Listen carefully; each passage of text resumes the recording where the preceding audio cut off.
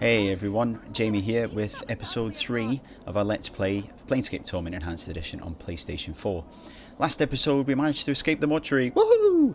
And we ran into a couple of interesting characters. There was Pox, who had the really squeaky, high-pitched voice, so that was nice to try and imitate. And we also ran into Anna, who stood before us here, tail wagging. She's quite the character. She's got quite the mouth on her, and she doesn't seem to like more either. She is an important character in this story, so we will come back and speak to her a little bit more in a little bit of time. But we are on the hot on the heels of Farod, who we believe has stolen our journal. We certainly know he dropped our dead body off, or what he thought was a dead body, off at the mortuary. So he's going to fill in some of the blanks with any luck. We've got 2 leads. So Pox said that his boss, Sharegrave, might know something about where Farod is. He knows people who knows people. And we also found out that... Oh, sorry, nameless one. He's rushing me along here. We also found out that someone called Initiate Emmerich at the Gathering Dust Bar, which is just here, also has some leads on where Farod is. So we're going to investigate. I am interested to see the post, though. People have been talking about the post. And because this is Planescape, it's not open post with notices on it. No, that would be too straightforward. This is something a little bit different. So this filthy looking corpse is in sad shape. Its shoulders are slumped and one of its legs is broken, causing it to lean to one side. Stains cover it from head to toe. Judging from the smell and the texture, the stains run from rotten fruit to mud and bird droppings. To add to the indignity, graffiti has been carved onto its body and several notices have been nailed onto its chest, back and head. Phew, I thought I was in bad shape. Don't all those nails hurt? The corpse makes no response. Okay, examine the graffiti notices. A number of the leaflets have been ruined by rain, but some of them are still legible. One tacked to its back is from something called the Office of Vermin and Disease Control. The one on its forehead looks like a bill of fare for a restaurant. One on his chest looks like an official notice, and another appears to be some sort of want ad. Okay. I'll look at the notices in a moment, but let's have a look at the graffiti. The graffiti runs from obscenities about the dustmen to slogans glorifying what appear to be local gangs. One piece of graffiti catches your eye. Someone has carved the name Farod on the corpse's left arm, then slashed an X across it. Okay. Okay, let's have a look at the post for Office of Vermin and Disease Control. To those hive citizens wishing gainful employ with the most honourable and generous sigil government, inquire forthwith at Office of Vermin and Disease Control to help stem plague of brain rats. Bounties paid. Copper given for each rat tail brought. Tails must be genuine and from rat only, not cat, dog or fiend tail accepted. Office several streets south and west of Mortuary Gate in Lower Hive. Ask for an official inspector in charge and respected Phineas T. Lort. XXXIX, so 39. It's like it's written by someone who's not very clever, who's trying to be clever. So, okay, we'll maybe catch up with him. Bounties paid for brain rat tails. Let's have a look. Oh, cobblestone. Despite the many stitches, the corpses... I must have pressed examine the corpse there by accident. Despite the many stitches, the corpse's rotting skin is peeling in several places, revealing long stretches of muscle and bone. You'd guess that this zombie is frequently used as target practice. The fruit and mud stains aside. Some of the tears in the skin still have rocks and bits of glass lodged in them. One wicked-looking cobblestone is still embedded in the side of its head. I'll take that. Grab hold of the cobblestone and pull it out of the corpse's head. Traces of brain matter and rotting flesh slowly drip from it. It looks like whatever was in its head turned to ooze long ago. Ugh. Okay. Well, I gained an item, so I'll have a look at that in a moment. Let's have a look at the other notices. Bill of fare. Someone has posted a bill of fare for the Gathering Dust Bar, but the bill of fare cannot be read as the words Smouldering Corpse Bar have been scrawled in charcoal over the bill. Smouldering Corpse Bar? The zombie immediately jerks its left arm upwards and points far to the southeast. A moment later, the arm falls back to its side with a thump. Mort says, reminds me of a job I once had. He seems embarrassed. Well, I mean, without the arms. I wonder if this would work with the other notices. Examine the official notice. Public notice. By order of the Judiciary Council and in accordance with the citizenry of Sigil, let it be known those defacing a registered servant of the Dustman, either by graffiti, malicious attack, or by posting notices, will constitute felonious assault, and the perpetrator will be answerable for the vandalism of said servant. By order of the Hall of Speakers. Okay, so they're not very happy about the graffiti and the stuff getting thrown at him. Examine the want ad. Wanted. Able-bodied person willing to investigate a matter of the utmost importance to the Dustman cause will offer suitable compensation upon successful completion of said task. Interested parties inquire with initiate Norwich? Yeah. Gathering Dust Bar. Gathering Dust Bar. The zombie immediately jerks its left arm upwards and points west to the building before you. A moment later, the arm falls back to the side of its side with a thump. Okay, I think that's all the notice is. Thanks. I'm just going to have a quick look at the cobblestone I got and see if that's important. This is a polished cobblestone that was lodged in the zombie skull. There still has traces of brain matter dripping from it. Okay, it's not really telling us much. Right, let's go into the bar. Chief, what are we doing in here? Let's say we just give this place the laugh, alright? Mort doesn't like the ambience here. He's not a fan. Okay, before we go... Oh, let's have a look at this. This bar is made from a green stone that seems to evaporate any liquid that touches it. Well, that'll keep it clean. That's handy. Right, so we've got a few people here we could talk to. So there's Random Dustman. Norwich, that's the guy who had the ad. Awaiting death. It's a Dustman. Siri the Skeptic. Another Dustman.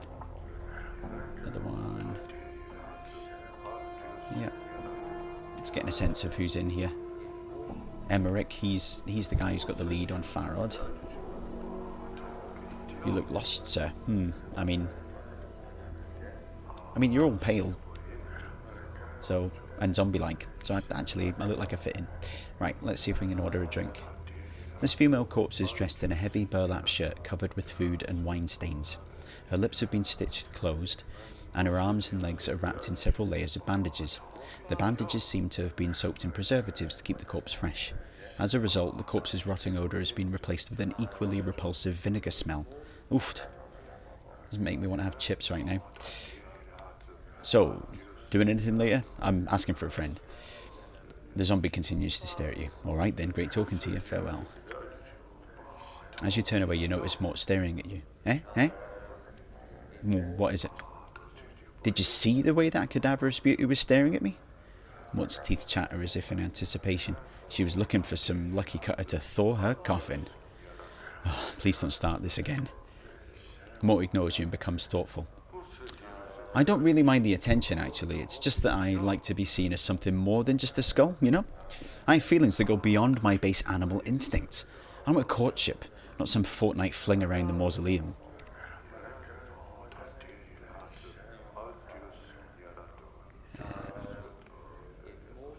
Mort, you are a skull. Nobody can help but see you as a skull. Accept it. Yeah, well, I may be just a skull, but I've got a big heart. Actually, you don't have one of those? What? Were you dumped into my life to spit on my dreams and aspirations? Fine, be that way then. I don't have a heart, but I do have a soul. Well, actually, I'm betting you... forget it, let's go. I'm only winding him up. I do genuinely like that guy. Okay, so can I order a drink, please? No, doesn't look like it. Maybe it's just members only. Right. Let's go speak to Emmerich. You see a heavy-set dustman with dark skin and grim features. He is dressed in dustman robes and is regarding you with a stony gaze. Greetings. You have the look of one lost. The man's voice is like stone settling. Did the wind send you, or are you here with purpose? Who are you? I am Emmerich, factotum and initiate of the Fourth Circle. Is this your bar? If you measure ownership in copper, this is not my establishment. If you measure ownership in spirit, it is mine. He pauses as if trying to emphasize a point. The dustmen here are my students. They are under my protection. Can I ask you some questions? I don't want to join. I'm searching for a man named Farod. Have you seen him? I would know why you seek the collector Farod. He stole something from me. Emmerich remains silent. His gaze is unnerving. He doesn't seem to blink. Why do you want to know my business with Farod? The collector Farod has brought many corpses to the mortuary of late. One must ask where the bodies are from. Tell me more about the bodies. Some are recent dead. They still have their last moments in their eyes. Many more bodies are centuries dead. The dust of ages lies upon their bones. One must ask where these bodies are from.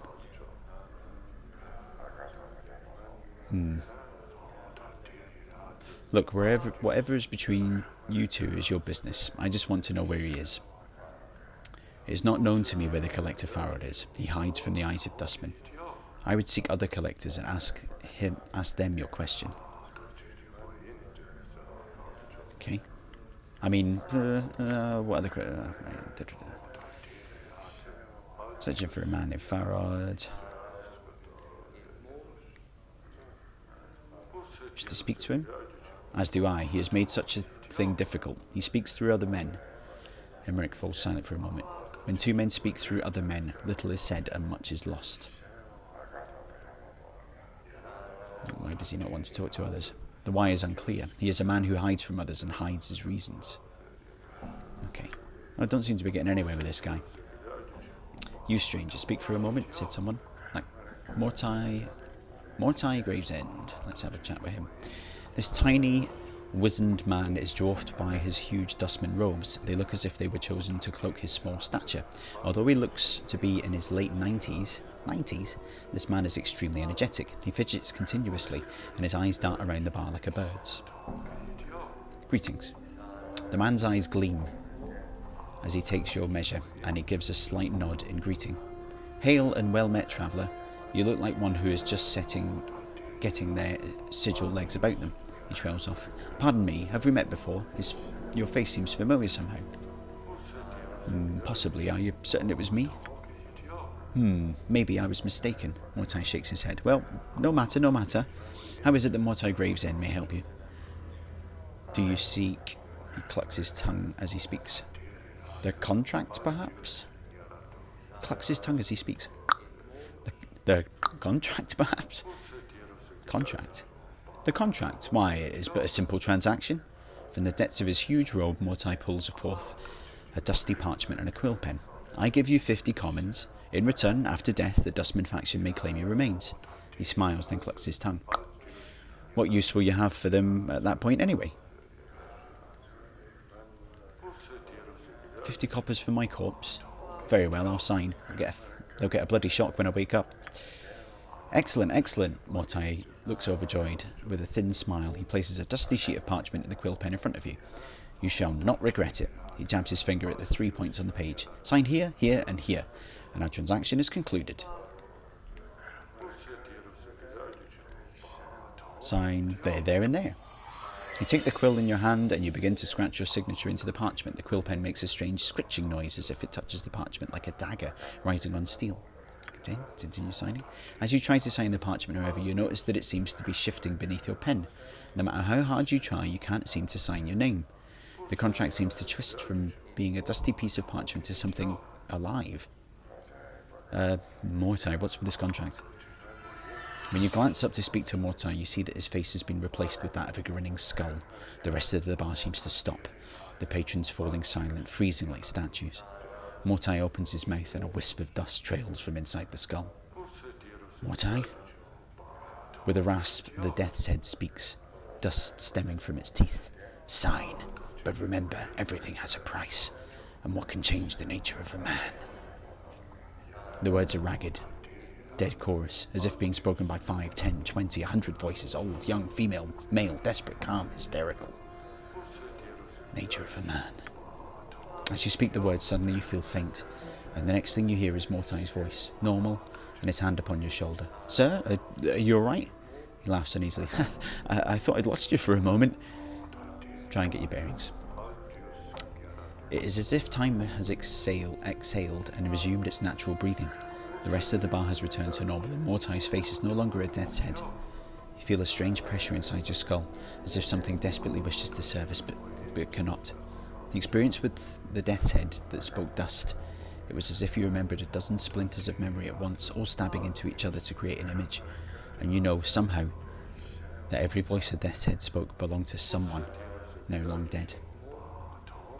Just give me a moment, I'll be fine. Mortai removes his hand from your shoulder. He looks uneasy, more at the prospect of losing a customer than any concern for your welfare. As you stare at the dusty parchment upon the table, you know for a fact that this is not the first time you have penned your name to a contract, and perhaps not the first time you have signed one such as this. Finish signing the contract. You scratch it at X across the contract in 3 places. The 3 places Mortai indicated. As you finish making the last mark, Mortai's hands lash out like 2 whips. The left hand sprinkles dust across the parchment to help the ink dry, and his right hand flicks a stem of coppers into your hand. A stream of coppers into your hand, 50 in all. Our business is concluded, farewell. Mortai nods as you turn to leave. He has a strange expression on his face. Is there something wrong? Mortai frowns. Forgive me, I must ask again. Are you sure we haven't met before? Possibly, I do not recall. Mortai shakes his head. Well, no matter. Farewell, Mortai. Yes, farewell, farewell. Mortai studies you as you leave, and you hear him mutter under his breath. Something about that one.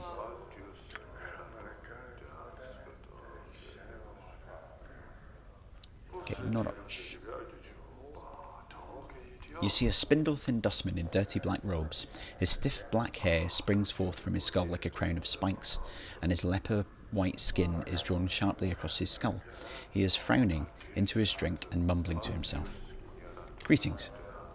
The dustman looks up, blinks once, then looks you up and down, studying you. As he studies you, he takes one of his spiked locks and points at himself with it. Norwich, initiate, dustman, guard. I'm here about the posting outside. The dustman looks you up and down. Many troubles have I. Help can you. A mausoleum awakes, the dead walk, the dead disturbed. The dustman disturbed. Find out what disturbs the dead, and copper coins I will pay. Alright, Yoda. Very well.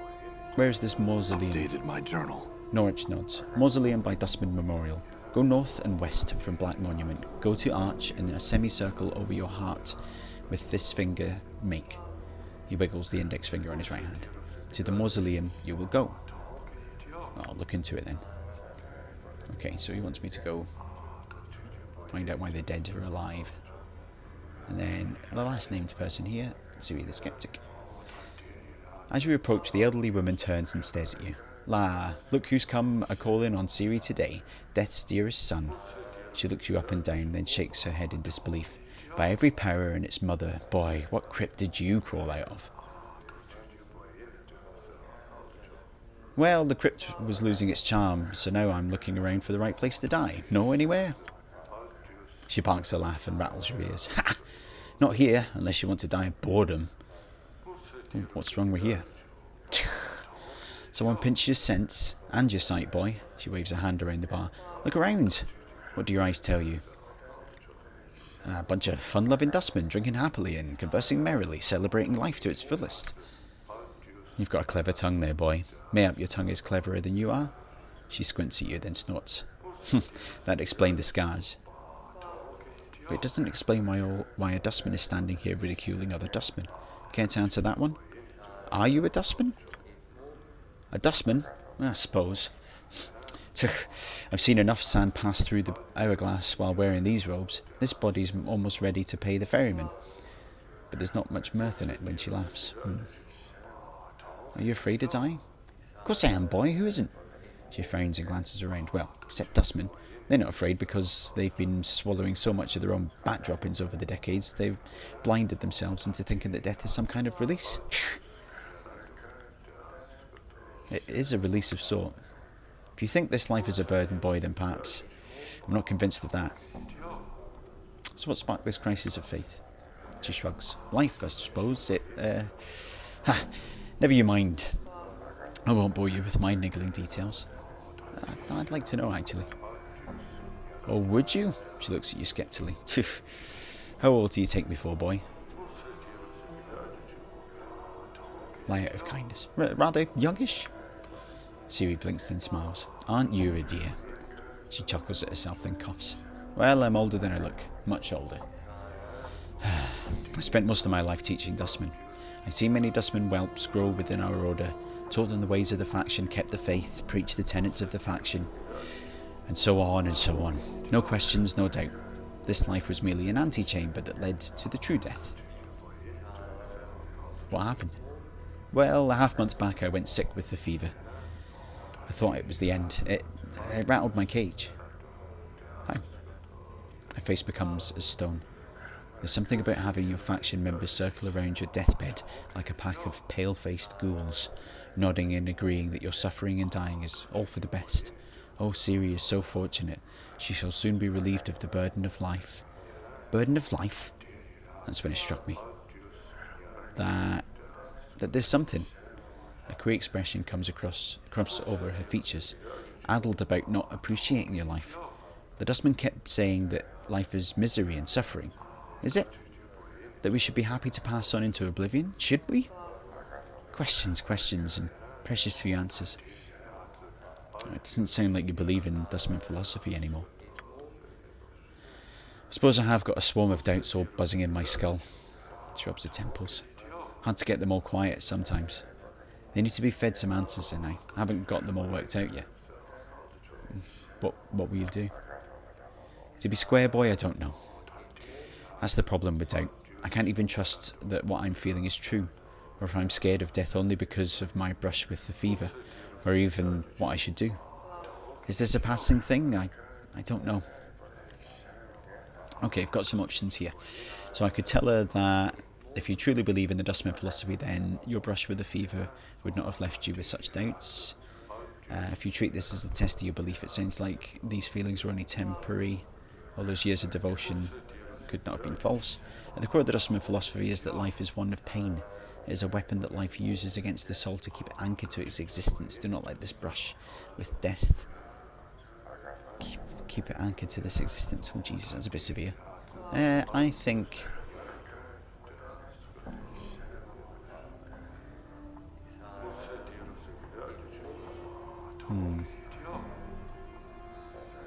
I mean, I feel like the nicest thing to say would be that one, the second one.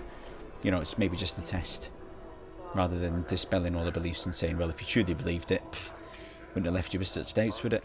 I'm going to go with this one, I'll let her down easily. So, Syria, I would treat this as a test of your belief. It sounds like these feelings are only temporary. All those years of devotion to the dustman could not have been false. Nah, sod it, I'm going to go with the first one. Syria stares at you, then nods, slowly. Maybe so, maybe so. She frowns, her face wrinkling up in concentration. I'll have to chew it over some more. You should, it's no small matter. Lie now, enough of me rattling on about my woes. She stares at your scars. You look like you've shared a few handshakes with death yourself. Hasn't that changed your view somewhat? Doesn't it make you appreciate life a bit more? Well, my brushes with death are a lot closer than those of other people. I can't seem to die, at least as far as I know. You're rattling my coffin. Haha, yeah, I'm just joking. She frowns. I'd watch that wit of yours, it's sharp enough to kill you. She turns away, makes a dismissive gesture with her hand. Leave me be. No, farewell. Oh, poof, I almost just literally confessed everything to her there. She seemed friendly. Seemed like a nice person. Just make sure. Oh, awaiting death, we haven't spoken to him. Before you was a young dustman with stubble on his chin and dark circles beneath his eyes. He needs a good sleep. He is staring at the wall with a somber expression. Greetings. The dustman doesn't look up. He stares straight ahead as if he is seeing something several leagues beyond the walls of the bar. Can I ask you some questions? The dustman doesn't respond. He keeps staring into distance. Mort chimes in. Alrighty then. What hisses at you? Let's go, Chief. This dusty might as well be fertilizer. Fair enough. Let's get out of here. As you turn to leave, the dustman suddenly speaks, his voice barely a murmur. You have to strain to hear the words. You think he said something about a contract? What did you say? The dustman turns to you, his face like stone, his eyes dead. Why did you sign that dead contract?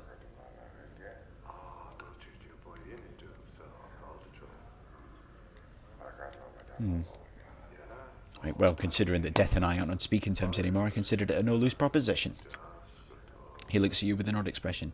What do you mean? I just do call it a hunch.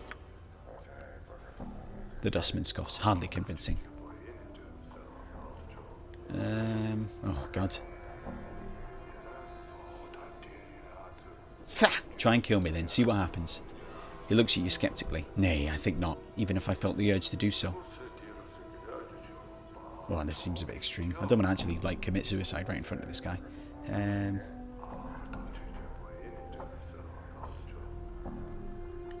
Never mind then, what did you mean before about being resurrected? I don't think you mentioned that. This seems like a bit of a glitch in the text. Resurrected, brought back to life. The magic required is indeed powerful. Would you be capable of such power? A powerful sorcerer or priest, or one of the powers, but not anyone I know, friends, and I don't believe you know of anyone of that sort either. Have I missed a bit of text or something? You don't believe I can die? If I ever die and remember, I will return and speak of it to you. Then you may gauge whether I lie or not. Farewell. Okay. Oh, I got a... You might not be able to see this on the recording, but I've got an achievement. It said Chaos Bringer. So I think it's my alignment changed. No, chaotic neutral. Okay, I've gone chaotic. I've not done enough good stuff yet. Chaotic neutral characters do not believe in order. This is the alignment of lunatics, madmen, and impulsive characters. Well, impulsive, I suppose. I've been a bit snarky and a bit, snappy and jokey with these people in here. So we need to just keep that in mind, because I'm trying to get to chaotic good. So I've gone to chaotic, that's good. That's a good thing. But I need to try and do some good deeds now to move me into the good part of the alignment scale. Right, I think we've exhausted all conversation options in here. So let's go out into the streets and do a bit of exploring.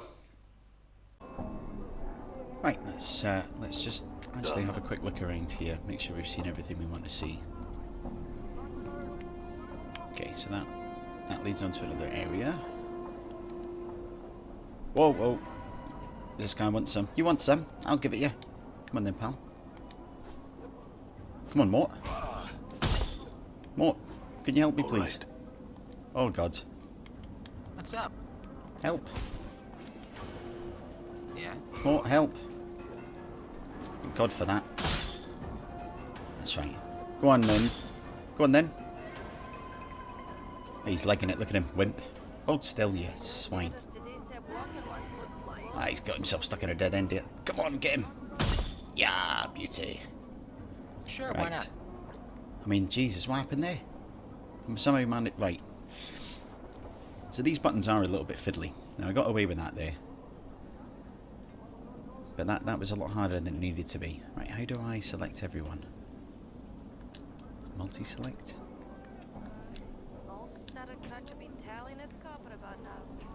Huh? Right, that's them both there, right? Okay. I'm sure there's probably a way to pause it. A bronze ring. This crude bronze ring looks like it might have doubled as someone's nose ring in the past. Despite the dents and scratches, it might be worth a few coins to a local merchant. Okay, cool. You can sell it. He had a pal back here. Is his pal after a bit of a smack in the face? Yes, he is. Come on then. Right then, leave that. Damn. Right, it makes a difference having Mort here, doesn't it? There we go. It was a lot easier. Ooh, a bronze bracelet. This thick bronze bracelet is heavy, simple, and uninteresting. You could probably sell it to a local merchant for a bit of coin. Okay, I will. Thank you. Oh, no. I actually need to pick that up. Cool. Right. Don't mess with me, mate. Oh, no, don't talk to them.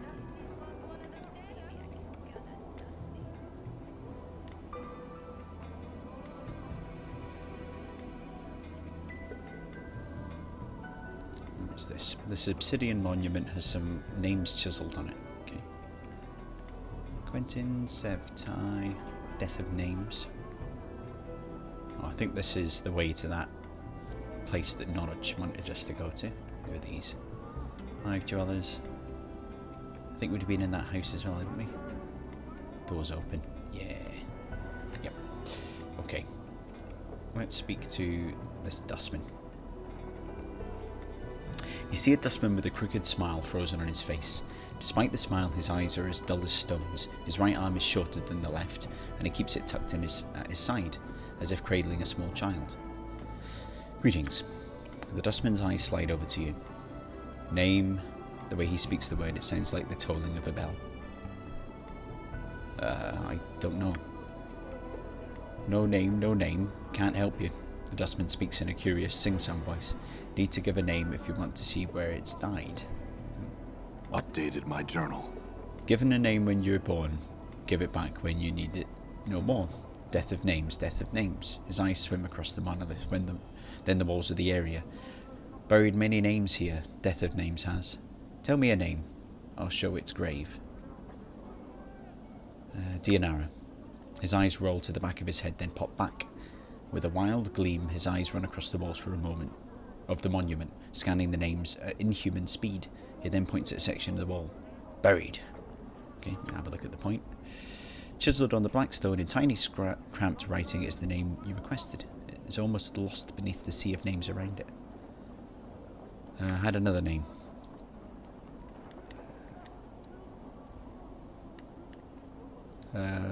Adan. He shakes his head. Not dead yet, that name is. Not buried here. Not time. Okay, let me try another one. Dal, he might have snuffed it since we left. He was pretty old and coffee. He shakes his head. Not dead yet, that name is. Not buried here. Not time. Okay. Very well, sorry to disturb you. Right. Maybe he'll be important later. Sevtai. This woman's face looks broken and she is covered in scars. They look like bite marks and fingernail cuts. She is cradling the shreds of several rags in her hands and is staring emptily at the wall of the monument. The name's there. Greetings. Get you back. The woman's teeth peel back, displaying a row of black canines. What you want from Sevtai? Oh, what's the matter? What wrong? Those chaos men wrecked my cart, attacked me and killed 3 of my sisters who tried to stop them. Not sisters anymore. There's nothing but names on this memorial wall. Chaos men? Chaos men, a faction they says. What they are is an adult bunch that runs wild through the hive and does whatever they please. We never did no harm to them. Then they lope it like dogs and tear apart anything within their reach. Who are these chaos men who attacked you? They're a hiver gang, a bunch of addled sods that call themselves the starved dogs barking, or some such balmy nonsense.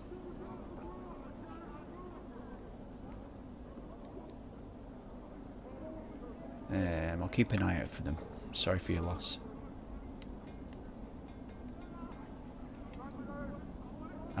His health just went up 1 as well, actually. He slowly regenerates over time, which is really useful. I don't think the other characters do. It's just something unique to the Nameless one. Quentin. The man before you looks to be middle of height and years. He is stout with a thick, bullish neck, and his shoulders are hunched as if a great weight was pressed upon them. He wears an impatient look as he stares at the black monolith in front of him. Greetings. The man throws you a glance. There's room cutter. No need to ask my leave to stand here. Actually, I wanted to know what this monolith was. It's a tombstone for the plains, he scoffs. Graveyards of names are scratched on that rock. Can only hope my name's the one that'll split this stone in twain. He points at the base of the monolith. Quentin, right there, hammered in just hard enough to send the damn thing crashing down. A tombstone for the plains? Aye, Quentin smiles ruefully. The dusties scratch the names of the dead in this monument here. He gestures around him, and on the walls of this place. Not enough space by my reckoning. But no matter, they do their best. Can barely read half the names. What are you doing here? Reading the new arrivals. Try and find a new one every day. Try and remember if I knew him, nothing more. The dustmen record the names of all that have died in this monument. Aye, they scratch them on this rock and scratch them on the walls in this place too. I don't know why they take the trouble to take accounting of the dead. The Dusties have more care for the living. The living? Ah, you know about the dustmen mourners that come to this place. They aren't mourning the dead, see, they're mourning the living. You can barely get a word in them edgeways without them asking to mourn some poor living Burke for you. Why do they mourn the living? I think we know this already. They believe this is the stepping stone before the true death. You got me there, Cutter, he shrugs. Might want to put the question to him.